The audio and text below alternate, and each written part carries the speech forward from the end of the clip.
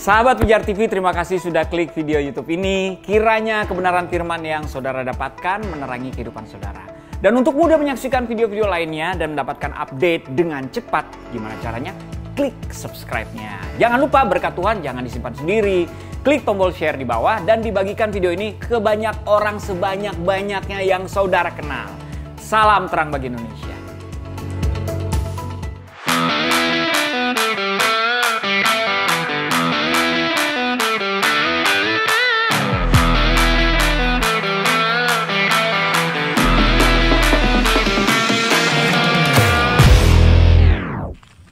Yo, selamat bergabung di Jesus is the Answer bareng gue Christopher Tapiheru. Program ini dibuat untuk menjawab pertanyaan-pertanyaan unik, sederhana sehari-hari namun penting untuk dijawab berdasarkan kebenaran firman Tuhan. Program ini didukung oleh The Messenger Clothing dan Patrobas Shoes, sepatu buatan lokal Indonesia yang membanggakan. Teman-teman bisa dapetin kaos yang gue pakai ini online at Messenger Store. Patrobas Shoes juga bisa kamu dapatkan secara online di Shopee atau Tokopedia. Teman-teman juga bisa dapetin kaos dan sepatu ini gratis dengan mengirimkan pertanyaan, cerita pengalaman, atau permohonan doamu ke nomor WhatsApp di bawah ini setelah menonton program ini. Yang terpilih akan mendapatkan giveaway dari kolaborasi Pijar TV, The Messenger, dan Patrobas.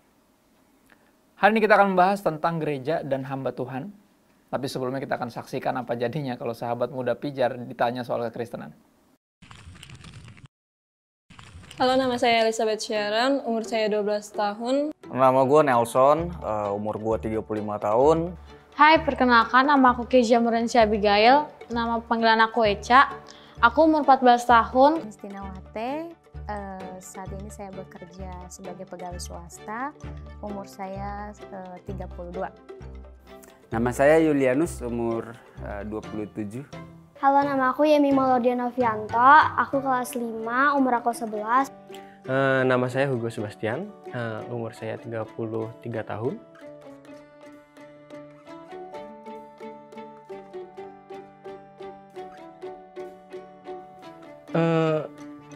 Sebenarnya Karena kalau kita nggak datang, kita ya kalau ditulis ya, maksudnya kita menjauhi pertemuan-pertemuan ibadah kayak di kita bilang, gue rasa ya pertanyaannya, lo mau belajar lebih lagi, lo sayang sama Tuhan atau memang ya lo lebih pentingin diri lo sih?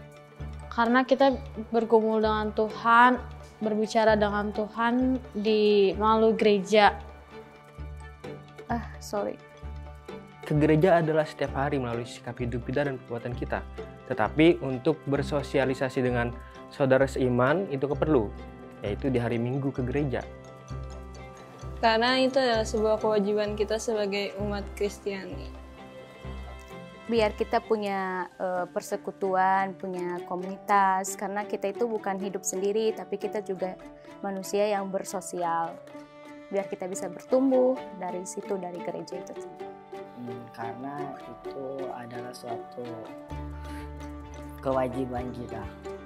Ke gereja orang bilang kewajiban, tapi sebenarnya itu bukan kewajiban untuk orang Kristen. Tapi ke gereja itu karena kita bersyukur Tuhan memberkati kita dengan kesehatan dan banyak hal.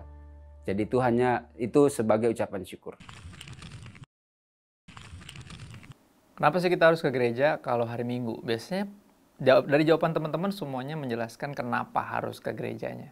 Ya, kenapa harus juga bergereja? Biasanya orang masalah ini kenapa harus hari Minggu, gitu ya. Kebanyakan itu yang jadi masalah. Tapi Roma 14 ayat 5 bilang ada yang menganggap hari yang satu lebih penting dari yang lain. Ya, tapi ada yang anggap semua hari sama aja. Dan terus Keluaran 20 dikatakan bahwa Tuhan yang berkata 6 hari lamanya kita harus bekerja dan 1 hari harus beristirahat dari segala pekerjaan dan menghususkan untuk beristirahat sebenarnya.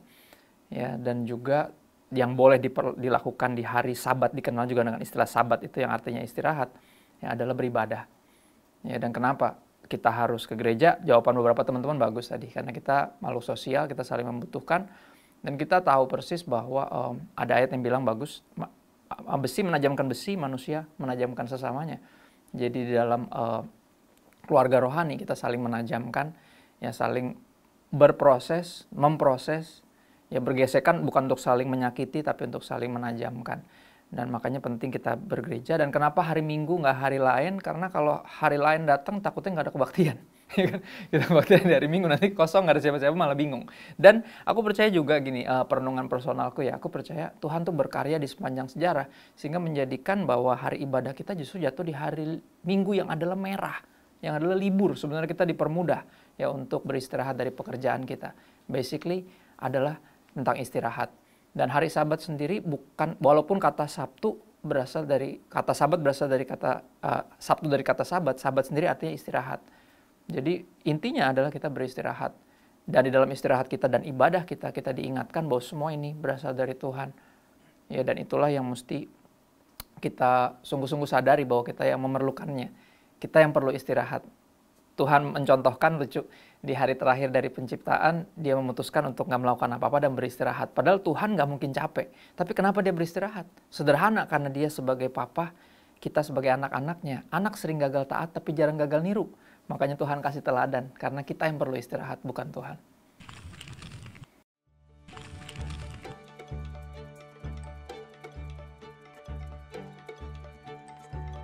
Itu mungkin untuk mengimani doa kita atau mengimani apa yang mungkin kita benar-benar percaya atau mengena ke kita gitu.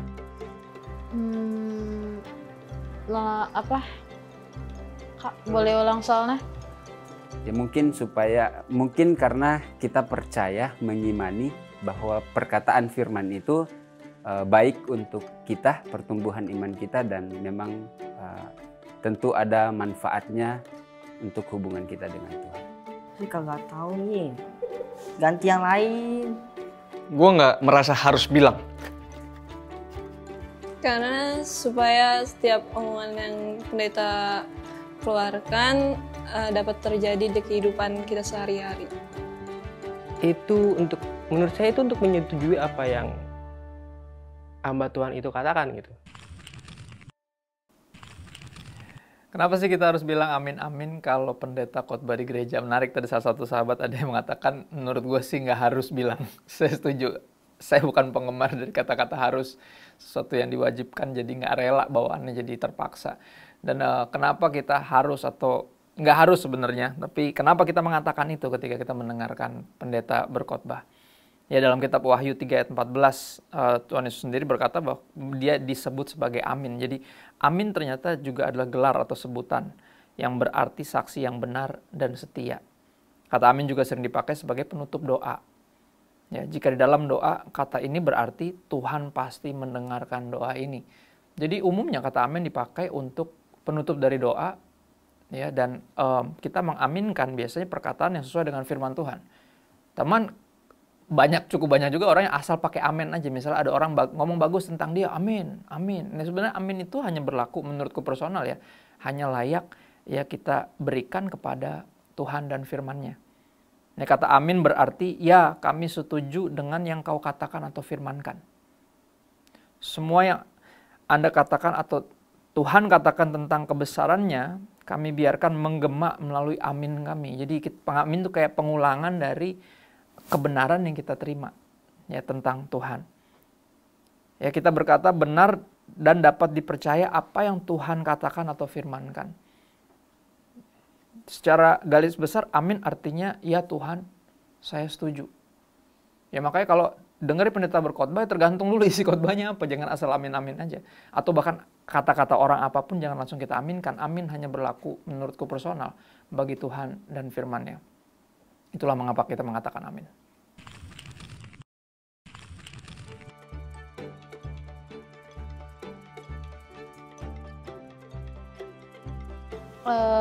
Kalau menurut aku sih Tidak juga, karena Tuhan secara langsung mengatakan bahwa tanpa perantaraan pendeta pun kita sudah bisa berdoa secara langsung kepada Tuhan.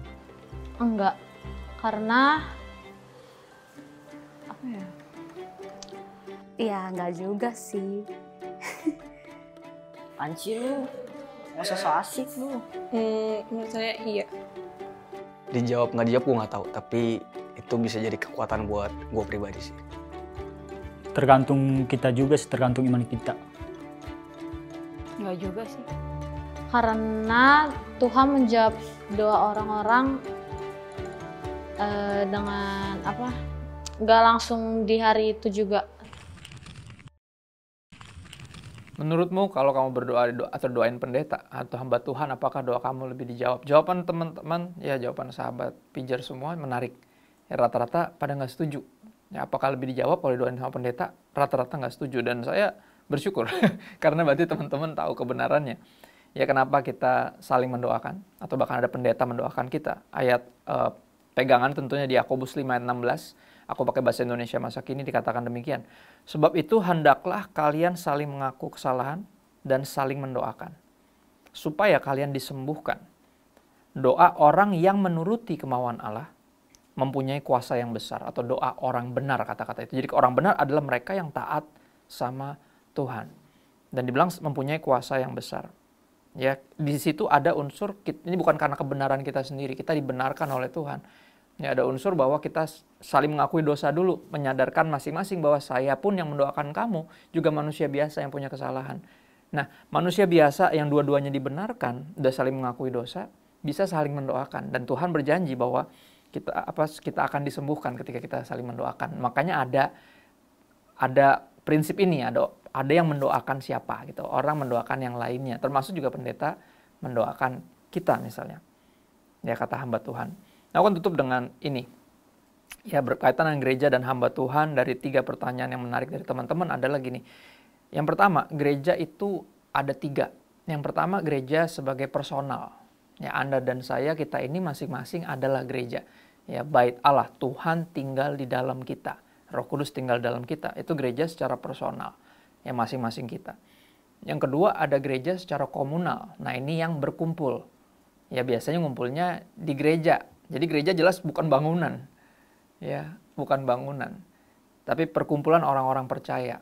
Karena gereja secara komunal juga, bukan cuma secara personal. Nah, di sana kita beribadah bersama, ya, belajar firman bersama, dan belajar untuk hidup bersama sebagai sesama orang percaya.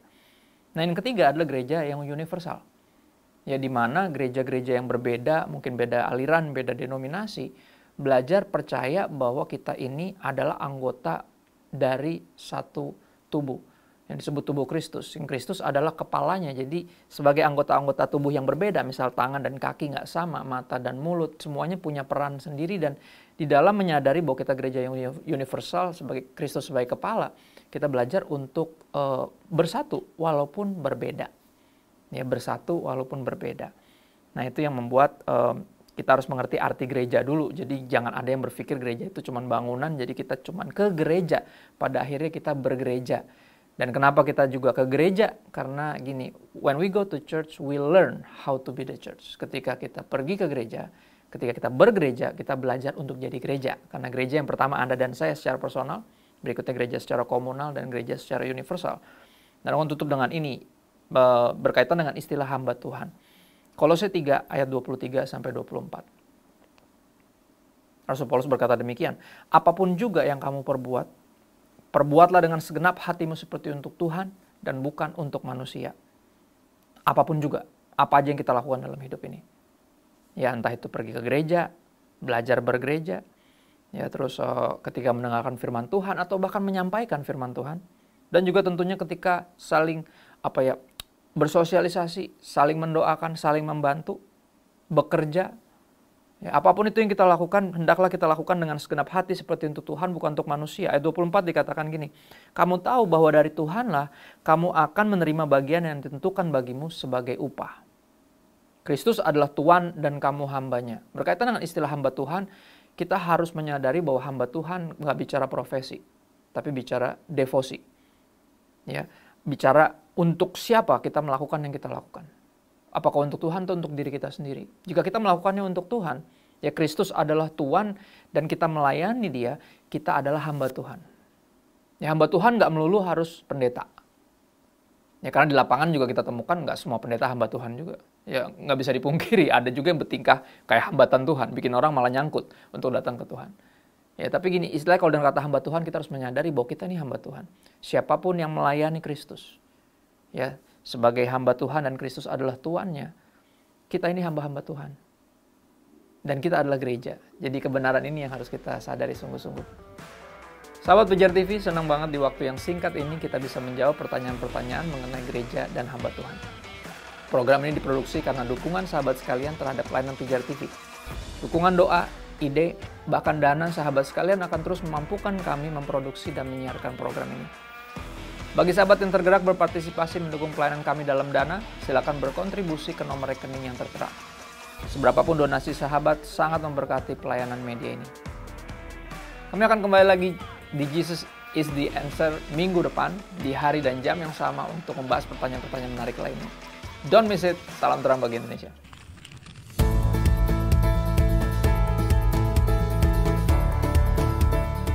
Sahabat Pijar TV, terima kasih sudah menjadi pemirsa setia program-program Pijar TV. Kami sungguh rindu agar saudara bukan saja diberkati dengan menyaksikan program-program ini, tetapi juga dapat berinteraksi dengan kami untuk berdiskusi dan bahkan didoakan melalui WhatsApp dan telepon yang tertera di layar kaca ini. Hubungi kami sekarang juga melalui WhatsApp. Tim Respon Pijar TV siap untuk melayani saudara. Salam terang bagi Indonesia.